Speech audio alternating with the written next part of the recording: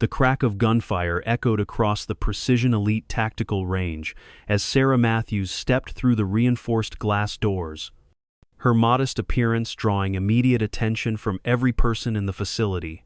Wearing a simple floral dress and carrying a worn leather purse, she looked more suited for a church bake sale than the most exclusive shooting range in the state. The contrast was jarring against the backdrop of tactical gear, expensive firearms, and the testosterone-heavy atmosphere that defined this elite training ground where federal agents, military contractors, and wealthy firearms enthusiasts gathered to prove their superiority.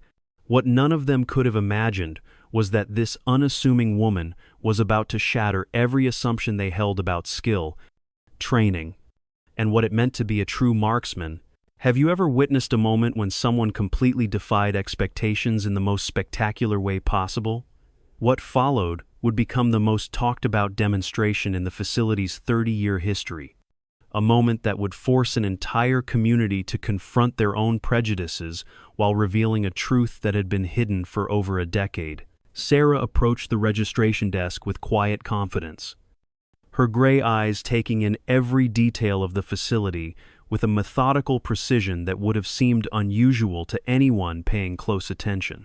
The young man behind the counter, Tyler, barely glanced up from his computer screen as she placed her completed application form in front of him. His dismissive attitude was immediately apparent as he scanned the paperwork with growing confusion. "Ma'am, I think there might be some confusion here," Tyler said, his voice carrying the condescending tone of someone who believed he was being helpful. "This is the Elite Tactical Range. We specialize in advanced firearms training for law enforcement and military personnel. The community center down the road offers basic safety courses that might be more appropriate." Sarah's expression remained neutral as she slid her confirmation email across the polished counter, her voice steady, despite the obvious slight. "I submitted my application 3 weeks ago for today's federal qualification assessment. I should be on your list under Sarah Matthews." Tyler's frown deepened as he reluctantly checked his database, his confusion evident as he found her name exactly where she said it would be. Before he could process this information fully, a commanding presence filled the space behind Sarah, causing the entire lobby to fall silent with respectful attention. Agent Marcus Kane entered the registration area with the swagger of someone who had never questioned his place at the top of any hierarchy. Standing 6 feet 2 inches with the physique of a former college football player and the bearing of a decorated federal agent, Kane commanded immediate respect wherever he went. His FBI tactical uniform was immaculate, his silver hair perfectly styled, and his piercing blue eyes held the calculating intelligence of someone who had spent 20 years climbing the federal law enforcement ladder. 5 members of his elite tactical unit flanked him, all bearing matching expressions of casual superiority and practiced intimidation. Kane's reputation preceded him throughout the law enforcement community as the agent who had revolutionized tactical shooting, training, and whose methods had been adopted by federal agencies nationwide. His presence at the range today was part of a high-profile federal assessment program designed to identify civilian shooters worthy of federal contractor consideration, a program that Kane personally oversaw with an iron fist and zero tolerance for mediocrity. The atmosphere in the lobby shifted perceptibly as Kane assessed the situation, his cold gaze settling on Sarah with immediate dismissal and thinly veiled contempt. "Is there a problem here, Tyler?" Kane's voice carried the authority of someone accustomed to immediate compliance and unquestioned respect. Tyler straightened immediately, clearly intimidated by Kane's presence as he gestured awkwardly towards Sarah's paperwork. "Sir, this lady claims she's registered for today's federal assessment, but I think there might be some kind of administrative error." Kane took the registration form from the counter, scanning it briefly before a smirk crossed his face, the expression suggesting he found the entire situation vaguely amusing. "The federal assessment is restricted to qualified professionals only," Kane stated flatly, his tone suggesting that Sarah's presence was not only inappropriate but potentially dangerous. "We don't have time for civilian tourists who want to play with the big boys," his team chuckled on cue, creating an intimidating wall of uniformed authority that was designed to make Sarah feel small and out of place. One team member, Agent Lisa Rodriguez, remained notably silent, studying Sarah with more curiosity than contempt, her sharp eyes noting details that her colleagues were missing in their rush to judgment. Sarah didn't flinch under Kane's scrutiny, her voice remaining calm and professional despite the growing hostility surrounding her. "The confirmation email states that my qualifications were verified and accepted for today's assessment. There's no indication in the official documentation of any restrictions based on current employment status." Kane leaned forward slightly, invading Sarah's personal space in a practiced intimidation technique that had worked effectively throughout his career. "Look, sweetheart," he said, the endearment dripping with condescension, "this isn't a community shooting club where housewives come to learn basic safety. This is a federal facility where real professionals train for life-and-death situations. People get hurt when they're in over their heads." The casual sexism rolled off his tongue with practiced ease, drawing more snickers from his team and causing several other range users to stop what they were doing to watch the confrontation unfold. Agent Rodriguez stepped forward, her voice professional, but carrying an undertone of disagreement with her commander's approach. "Sir, the registration protocols do indicate that all verified applicants have equal standing for assessment, regardless of their current employment status." Kane shot her a warning glance that could have frozen water, his displeasure at being contradicted in public evident to everyone present. "Thank you for your input, Agent Rodriguez. I'll handle this situation appropriately." He turned back to Tyler with the kind of commanding presence that brooked no argument. "Remove Miss Matthews from today's assessment roster immediately. This was clearly an administrative error that needs correction." Tyler hesitated for only a moment before complying, avoiding Sarah's eyes as he typed commands into his computer system with obvious reluctance. "I'm sorry, ma'am," Tyler mumbled, clearly uncomfortable with the situation, but unwilling to challenge Kane's authority. Agent Kane has final decision-making power over all assessment participants as head of the Tactical Training Division. Sarah watched silently as her name disappeared from the registry, nodding once before, gathering her confirmation email, and turning to leave without protest or argument. As she walked toward the exit, she heard Kane mutter to his team in a voice just loud enough for her to hear. "Probably couldn't hit the broadside of a barn anyway. Now let's focus on the real candidates." What they couldn't see was the slight curve of her lips as she exited the building, or the calculated gleam in her eyes that suggested this dismissal was far from the end of her involvement with the elite tactical range. Kane and his team had no idea that the unassuming woman they had just humiliated was once known by a very different name in classified military circles. A name that would have changed their entire attitude if they had been cleared to know it. They also had no idea that Sarah Matthews had a very specific reason for wanting access to this particular assessment, a reason that went far beyond simple qualification for federal contractor work.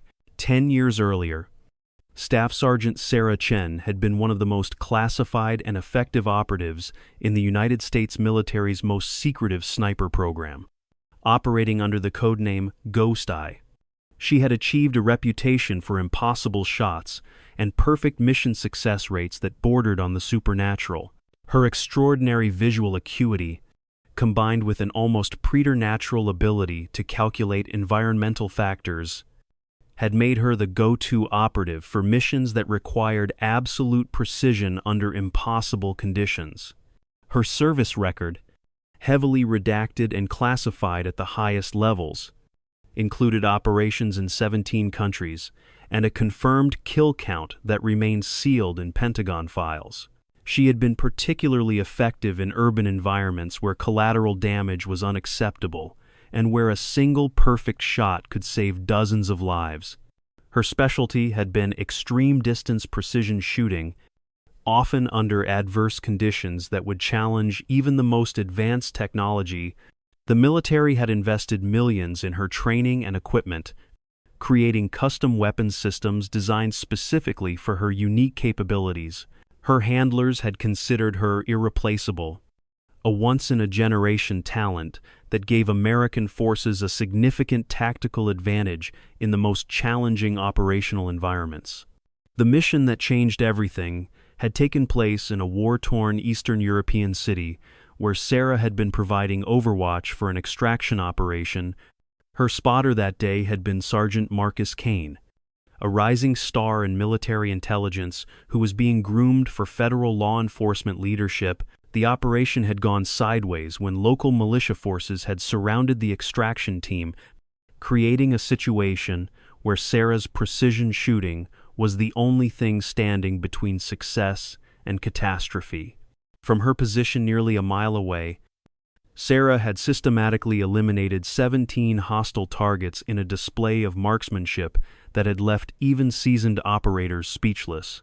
However, in the chaos that followed, Kane had made a critical error in intelligence assessment that had resulted in the death of 3 team members, including Sarah's closest friend and fellow operative, Lieutenant Amy Walsh. The official report had blamed equipment failure and bad intelligence, clearing Kane of any wrongdoing and setting him up for the rapid promotion that would eventually lead to his current position.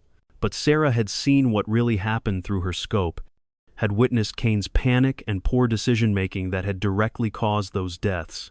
When she had attempted to report the truth through official channels, she had discovered that Kane's connections and political savvy had already shaped the narrative in his favor. The cover-up had been swift and thorough, with Sarah's own classified status being used against her when she tried to speak out. Her testimony had been dismissed as the emotional reaction of someone too close to the situation, and Kane's version of events had become the official record.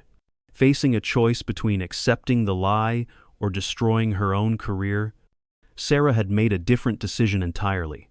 She had used her specialized training to disappear completely, faking her own death during a subsequent mission and assuming a new identity as Sarah Matthews, a quiet librarian in a small Wisconsin town. For 10 years, she had lived a peaceful life, working with books instead of weapons, finding solace in helping children learn to read rather than taking lives from impossible distances. She had buried her past so completely that even she had begun to believe that Sarah Chen and Ghost Eye were just memories from another lifetime. But when she had seen Kane's face on the television, being promoted to head the federal tactical training program, all of that carefully constructed piece had crumbled in an instant. Learning that Kane was using his position to train the next generation of federal agents while hiding his own incompetence and moral failures had reawakened something in Sarah that she had thought was gone forever. The decision to emerge from her self-imposed exile hadn't been made lightly. Sarah had spent months researching Kane's current position, his methods, and his reputation within the federal law enforcement community. What she had discovered had only reinforced her determination to act. Kane had built his entire career on the foundation of lies about that disastrous mission, using his heroic service record to secure positions of increasing authority and influence. His tactical training programs were being implemented across multiple federal agencies, meaning that his flawed judgment and ethical compromises were being passed on to hundreds of new agents. Even worse, she had uncovered evidence suggesting that Kane was using his position for personal profit, steering lucrative federal contracts to companies with whom he had financial relationships. The federal assessment program that he oversaw was being used to identify potential whistleblowers and eliminate them from consideration for sensitive positions. Kane wasn't just hiding his past failures. He was actively working to corrupt the very institutions he was supposed to serve.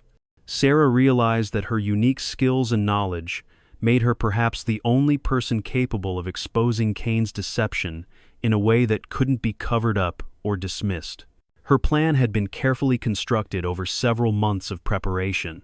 She had legally changed her name back to her birth name of Matthews, created a new identity with impeccable documentation, and spent countless hours at private ranges recovering her extraordinary shooting abilities.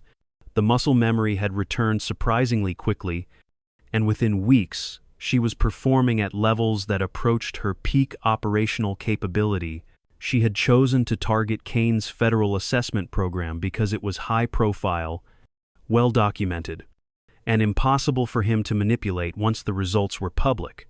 Her goal wasn't simply to embarrass Kane, but to create a situation where his true character would be revealed under pressure, forcing him to make the kind of mistakes that would expose his deeper corruption. She had anticipated his dismissive reaction to her appearance and had planned for exactly the kind of confrontation that had just occurred. What Kane didn't realize was that his rejection of her application had actually played directly into her hands, creating the perfect setup for what she intended to do next. That evening, Sarah returned to her modest hotel room and made a series of carefully planned phone calls. The first was to an investigative journalist named David Patterson, who had been quietly researching federal contractor corruption for the Washington Post. Patterson had been trying for months to find concrete evidence of the kickback schemes that Sarah had uncovered, and she provided him with detailed documentation that would form the foundation of his eventual exposé.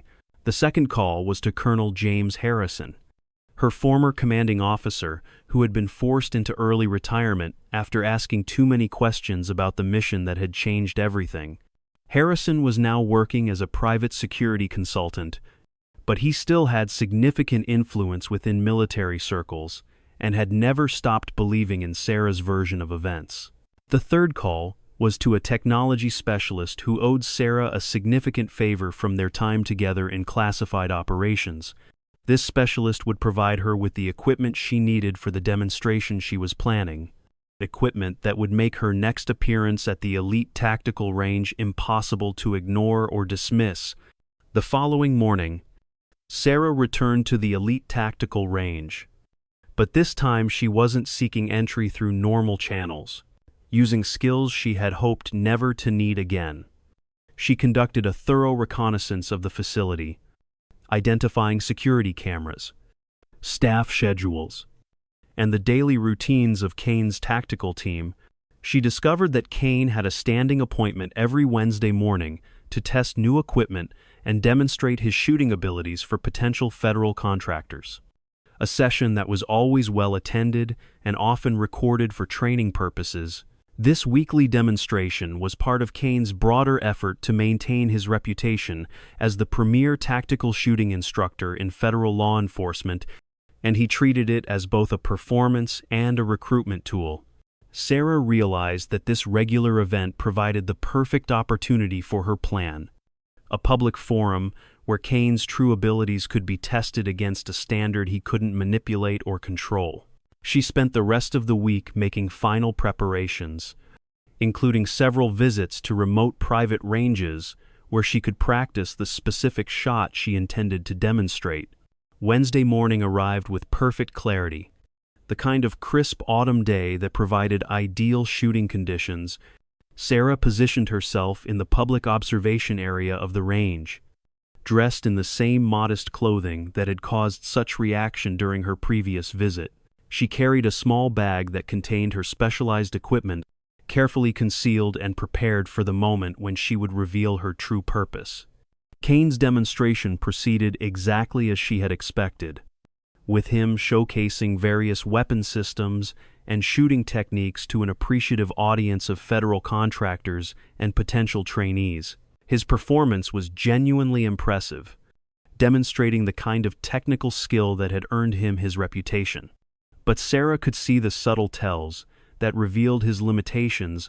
His stance was slightly off for extreme distance shooting. His breathing pattern indicated tension rather than complete control, and his target selection avoided the most challenging scenarios that would truly test his abilities. As Kane concluded his prepared demonstration and opened the floor for questions, Sarah stood up from her position in the back of the observation area. "Agent Kane," she called out, her voice carrying clearly across the sudden silence that fell over the assembled crowd. "I'd like to request a demonstration of extreme precision shooting under adverse conditions." Kane turned toward her with obvious annoyance, his expression shifting to recognition and then to barely controlled anger as he realized who was speaking. "Ma'am, this is a closed session for qualified personnel only. I'm going to have to ask you to leave immediately." Sarah remained standing, her posture relaxed but somehow commanding attention from everyone present. "I understand this is a demonstration of federal tactical capabilities. I'd like to propose a simple test that would showcase the true limits of precision shooting." She reached into her bag and withdrew a black cloth blindfold, holding it up for everyone to see. A blindfolded headshot at 100 yards, using only audio cues for targeting. "I believe this would demonstrate capabilities that go beyond standard training protocols." The suggestion drew immediate laughter from Kane's team and several contractors, the idea seeming so ridiculous that most people assumed she was joking. Kane's face flushed with embarrassment and anger at being challenged so publicly by someone he had dismissed so completely just days before. "That's impossible," Kane stated flatly, his voice carrying the authority of someone who had never been wrong about anything related to shooting. "No one can make an accurate shot while blindfolded, let alone a precision headshot. You're either delusional or you're trying to waste everyone's time with some kind of publicity stunt." Agent Rodriguez, who had been quietly observing from the side, stepped forward with a thoughtful expression. "Actually, Sia, there are documented cases of extraordinary shooters who developed enhanced auditory targeting capabilities. It's not completely theoretical." Kane shot her another warning glance, but Rodriguez continued. "If Miss Matthews is willing to demonstrate her claim under controlled conditions, it might be worth observing from a training perspective." Sarah smiled slightly, recognizing that Rodriguez might be more ally than obstacle. "I'm willing to accept any safety conditions Agent Kane considers appropriate. Standard range protocols, verified weapons, and multiple witnesses to ensure the demonstration is legitimate." Kane found himself in an impossible position, caught between his desire to humiliate Sarah and his inability to refuse a challenge without appearing afraid. The assembled contractors and trainees were clearly intrigued by the possibility, and Kane's reputation as a fearless expert was at stake. After a long pause, he nodded curtly. "Fine, but when you fail, you leave this facility permanently and never return." The range was quickly reconfigured for the demonstration, with a standard paper target placed at exactly 100 yards and multiple camera angles arranged to document the attempt. Sarah was provided with a standard tactical rifle that she examined carefully, making minor adjustments to the scope and trigger that demonstrated familiarity with the weapon system. Kane watched her preparations with growing unease, noting the professional competence of her equipment handling that contradicted everything he thought he knew about her background. As Sarah settled into position at the firing line, she closed her eyes and took several deep breaths, entering a state of focused concentration that was immediately apparent to everyone watching. Agent Rodriguez provided audio cues by tapping a metal object against the target frame, creating the acoustic signature that Sarah would need to locate her target.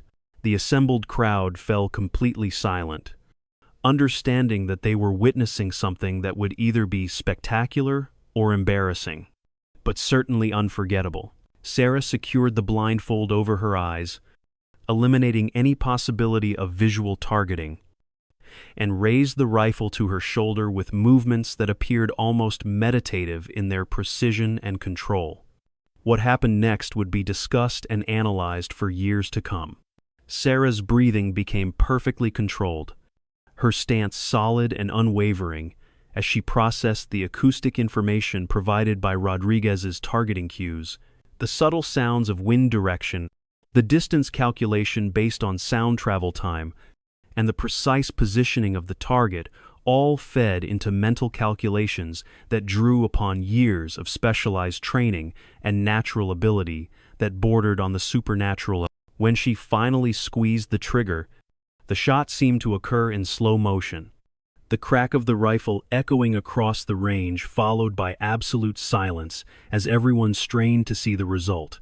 Through the scope provided to verify the shot, Kane's face went ashen as he confirmed what the electronic scoring system was already displaying. Sarah had not only hit the target, she had placed her bullet dead center in the head ring with precision that would have been impressive for a sighted shot, let alone one taken while blindfolded. The electronic measurement system confirmed the accuracy to within a half-inch of perfect center, a result that was beyond anything Kane had ever achieved under ideal conditions, let alone with such severe sensory restrictions. The reaction from the assembled crowd was immediate and volcanic. Federal contractors who had seen thousands of demonstrations burst into spontaneous applause, understanding that they had witnessed something truly extraordinary. Kane's own team members stared in shock, their previous assumptions about Sarah completely shattered by the undeniable evidence of her capabilities. Agent Rodriguez approached the target to verify the result, her professional composure cracking as she confirmed the impossible accuracy of the shot. Confirmed headshot, dead center placement, measured deviation less than 0.5 inches from optimal, she announced to the stunned crowd. Kane stood frozen at the spotting scope, his face cycling through disbelief, anger, and something approaching fear as he processed the implications of what had just occurred. Sarah removed her blindfold and calmly safed the rifle, her expression remaining neutral despite the magnitude of what she had just accomplished. The assembled contractors immediately began peppering her with questions about her background and training, but she deflected them with polite non-answers that only increased their curiosity and respect. "Who are you really?" Kane demanded, his voice tight with controlled fury as he approached Sarah at the firing line. "That shot is impossible for anyone without specialized military training. No civilian develops that kind of capability."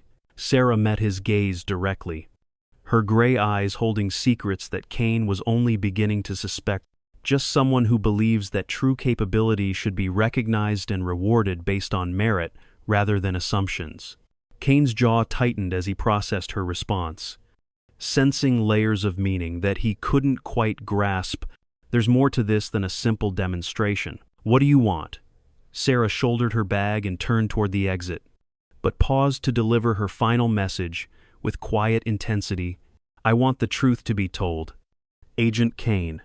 About capability, about judgment, and about what really happened 10 years ago in that Eastern European operation where 3 good soldiers died because of poor leadership and worse decision-making."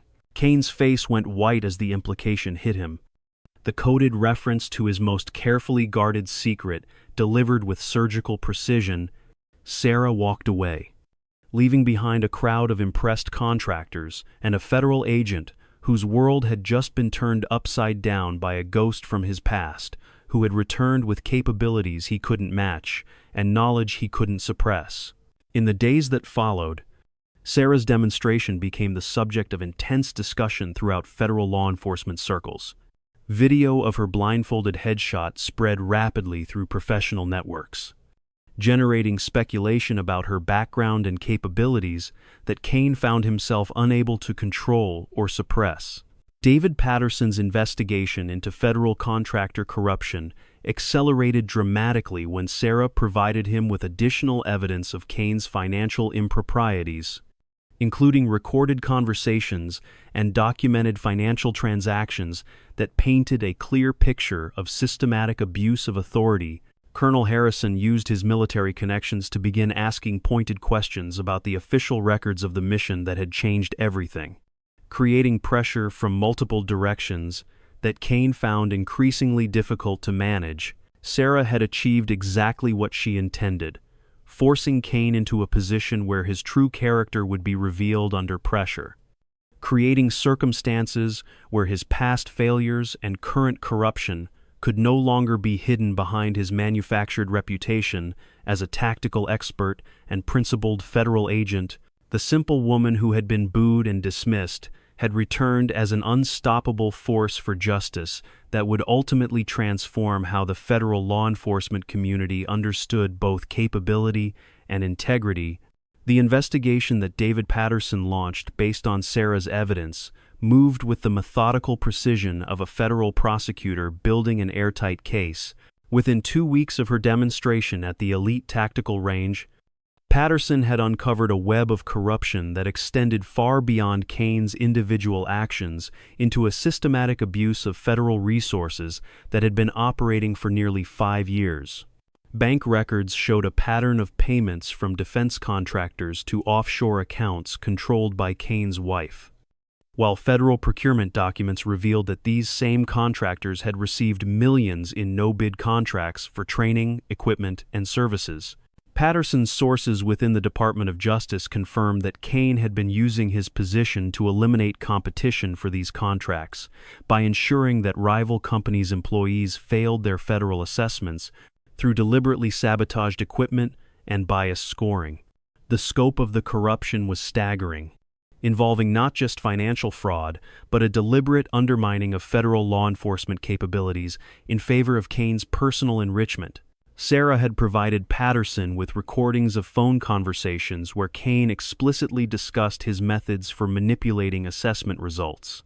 Evidence that would prove impossible to dismiss or explain away. Colonel Harrison's parallel investigation through military channels had yielded equally damaging results regarding the Eastern European mission that had haunted Sarah for a decade. Using his security clearance and connections within the Pentagon, Harrison had obtained the original after-action reports that had been filed before Kane's political allies had shaped the official narrative. These documents painted a clear picture of Kane's failures during the mission, including his panic under fire, his abandonment of wounded team members, and his subsequent lies about the sequence of events that had led to 3 deaths. The original reports had been written by surviving team members who had witnessed Kane's cowardice firsthand, but their testimony had been systematically suppressed as Kane's version of events gained official acceptance. Harrison had also discovered that Kane's rapid promotion following the mission had been orchestrated by a network of senior officials who had financial interests in the same defense contractors that Kane now favored with federal contracts. The military investigation revealed that Kane's current position wasn't just built on lies about his combat performance, but was part of a larger conspiracy to place corrupt officials in positions where they could direct federal spending toward private interests. Kane's response to the mounting pressure was exactly what Sarah had predicted based on her knowledge of his character under stress. Rather than attempting to address the allegations or explain his actions, Kane launched a desperate campaign to discredit Sarah and derail the investigations that were closing in on him. He used his federal credentials to access classified databases, searching for any information about Sarah Chen that might give him leverage against her. When he discovered the records of her faked death and assumption of a new identity, Kane believed he had found the weapon he needed to destroy her credibility and possibly have her arrested for federal identity fraud. He contacted sympathetic allies within the FBI and military intelligence, claiming that Sarah was a potentially dangerous operative who had gone rogue and was now targeting federal officials with false accusations. Kane's narrative portrayed Sarah as an unstable former soldier who was using her specialized skills to harass innocent federal employees, a story that gained some initial traction among officials who didn't have access to the full scope of Patterson's evidence or Harrison's military investigation. Sarah had anticipated Kane's attempts at retaliation and had prepared countermeasures that demonstrated the same tactical thinking that had made her legendary in covert operations. Working with a legal team, assembled by Colonel Harrison, she had voluntarily disclosed her identity change and the circumstances surrounding her faked death to federal prosecutors, providing them with documentation that explained her actions as necessary protection from Kane's retaliation rather than criminal fraud. Her voluntary disclosure, combined with the evidence of Kane's corruption, transformed her from a potential fugitive into a protected witness whose testimony would be crucial to the federal investigation. Sarah also revealed that she had been documenting Kane's activities for months before her public demonstration, using surveillance techniques learned during her military service to gather evidence of his meetings with defense contractors and his manipulation of federal assessment programs. The recordings and photographs she provided showed Kane accepting cash payments, discussing specific contract awards, and explicitly planning to eliminate potential whistleblowers from federal consideration. The federal prosecutor assigned to Kane's case, Assistant U.S. Attorney Jennifer Walsh, was a decorated former military lawyer who had built her career on high-profile corruption cases. Walsh immediately recognized the significance of Sarah's testimony and evidence, understanding that this case could expose systemic corruption that had been operating within federal law enforcement for years. Walsh also had a personal connection to the case that Kane couldn't have anticipated. She was the sister of Lieutenant Amy Walsh, the soldier who had died during the mission where Kane's failures had been covered up. Jennifer had spent years believing the official story about her sister's death, but Sarah's testimony and Harrison's evidence revealed the truth about what had really happened in that Eastern European operation. The personal dimension of the case motivated Walsh to pursue the investigation with relentless determination, ensuring that every aspect of Kane's corruption would be thoroughly documented and prosecuted to the fullest extent of the law. Walsh's military background also gave her the expertise needed to understand the technical aspects of Sarah's specialized training and the significance of her capabilities, as demonstrated at the shooting range. As the federal investigation gained momentum, Kane's behavior became increasingly erratic and desperate. He began using his official position to conduct unauthorized surveillance on Sarah, Patterson, and Harrison, deploying federal resources in an attempt to gather information he could use to discredit or intimidate them. Kane's surveillance activities were detected by Sarah, who had maintained her situational awareness and counter-surveillance skills from her operational days. She documented Kane's illegal activities and provided this evidence to Walsh's investigation, further demonstrating Kane's willingness to abuse federal authority for personal protection. Kane also attempted to manipulate federal assessment programs to exclude agents like Rodriguez who had shown support for Sarah during her demonstration, using his administrative authority to transfer or reassign anyone who might testify against him.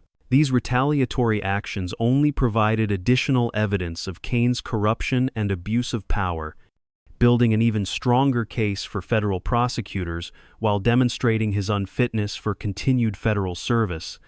The breaking point came during a second public demonstration that Sarah arranged at the elite tactical range. This time, with full media coverage and federal oversight, Sarah had challenged Kane to a formal shooting competition that would be judged by independent experts and recorded for public distribution, betting that his ego and desperation would force him to accept, despite the obvious risks. Kane found himself unable to refuse without appearing cowardly or incompetent, particularly after Sarah's previous demonstration had generated widespread discussion about the true nature of tactical shooting expertise. The competition was structured as a series of increasingly difficult challenges that would test not just basic marksmanship, but the kind of advanced capabilities that Kane claimed to possess as the federal government's premier tactical instructor. Sarah's performance was flawless, demonstrating techniques and accuracy that left professional observers speechless, while Kane struggled with challenges that exposed the limitations of his actual abilities compared to his manufactured reputation. The most devastating moment came during the final challenge, where both competitors were required to make precision shots under stress conditions designed to simulate combat scenarios. Kane's performance deteriorated rapidly under pressure, his shots becoming increasingly erratic as his confidence cracked in front of cameras and federal witnesses. Sarah, meanwhile, performed with the same impossible precision, she had demonstrated during her blindfolded shot, leading one federal observer to comment that he had never seen shooting capabilities that approached what she was demonstrating. When Cain missed his final target completely, his composure shattered entirely in front of rolling cameras and federal officials. In a moment of complete breakdown, Cain began screaming accusations at Sarah, claiming she was a terrorist who was using illegal enhancements and foreign training to embarrass American federal agents. His public meltdown was captured on video and immediately went viral, providing visual evidence of the instability and poor judgment that had characterized his entire career. Agent Rodriguez, who had been quietly conducting her own investigation into Cain's activities, chose this moment to step forward with her own evidence of his corruption and abuse of authority. Rodriguez had been documenting Cain's manipulation of assessment scores, his meetings with defense contractors, and his retaliatory actions against agents who questioned his methods. Her testimony, delivered to federal investigators with the support of other agents who had witnessed Cain's misconduct, provided insider confirmation of the systematic corruption that Sarah and Patterson had exposed from outside sources. Rodriguez's decision to speak out was motivated partly by her professional integrity, but also by her recognition that Sarah represented the kind of genuine expertise and ethical standards that federal law enforcement needed to embrace rather than exclude. The combination of Rodriguez's insider testimony with Sarah's external evidence created an overwhelming case that federal prosecutors could pursue with confidence. The federal indictment of Marcus Cain included charges of corruption, fraud, abuse of authority, obstruction of justice, and conspiracy to defraud the United States government. The 43-count indictment detailed years of systematic misconduct that had cost taxpayers millions of dollars while undermining the integrity of federal law enforcement training programs. Cain's conviction on all counts resulted in a 20-year federal prison sentence and the complete dismantling of the corrupt network he had built within federal agencies. The defense contractors who had participated in Cain's schemes faced their own federal charges and significant financial penalties, while several senior officials who had protected Cain were forced into resignation or early retirement. The investigation also led to comprehensive reforms in federal assessment programs and contractor oversight, implementing transparency measures that would prevent similar corruption from developing in the future. Sarah's role in exposing Cain's corruption earned her recognition as a whistleblower whose actions had protected the integrity of federal law enforcement while saving taxpayers millions of dollars. However, the public attention that accompanied her testimony also made it impossible for her to return to the quiet life she had built as a small-town librarian. Federal officials approached her with offers to return to operational service or to take a leadership role in reforming tactical training programs. Recognizing that her unique combination of technical expertise and ethical integrity made her invaluable to government service. After careful consideration, Sarah accepted a position as an independent consultant responsible for developing new training standards and assessment protocols that would ensure federal agents receive the highest quality instruction while preventing the kind of corruption that Cain had institutionalized. In her new role, Sarah revolutionized federal tactical training by implementing programs that emphasized ethical decision-making alongside technical skills, ensuring that future federal agents would be prepared not just to shoot accurately, but to make the kind of moral choices that Cain had failed to make during his career. Her training programs became the gold standard for federal agencies nationwide, with Sarah's methods being adopted by military special operations units and international law enforcement organizations. Agent Rodriguez became Sarah's primary partner in developing these new programs. Their professional relationship built on mutual respect and shared commitment to the highest standards of federal service. The partnership between Sarah and Rodriguez demonstrated that federal law enforcement could embrace diversity and unconventional expertise, while maintaining the technical excellence and ethical integrity that public service demanded.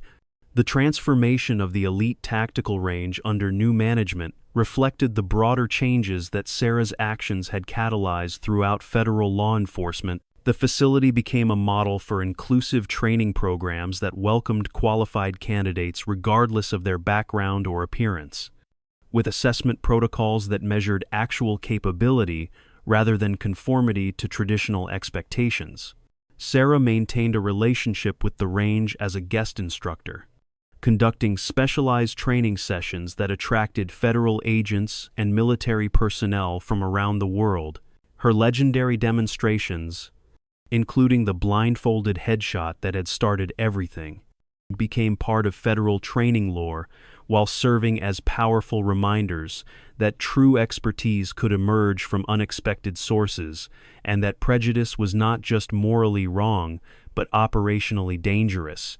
Years later, Sarah would reflect that her decision to emerge from anonymity and challenge Kane had been driven not just by a desire for justice regarding past wrongs, but by a recognition that federal law enforcement needed to embrace the highest standards of both technical competence and ethical behavior. Her story became a case study in federal training programs about the importance of recognizing expertise regardless of its source and the dangers of allowing corruption to flourish within government institutions. The simple woman who had been booed at a shooting range had ultimately transformed an entire system, proving that individual courage and exceptional ability could overcome institutional prejudice and corruption when applied with intelligence and determination. Her legacy would continue to influence federal law enforcement for generations, ensuring that the principles of merit, integrity, and genuine service would define American government operations rather than the political connections and corrupt practices that had characterized Kane's career.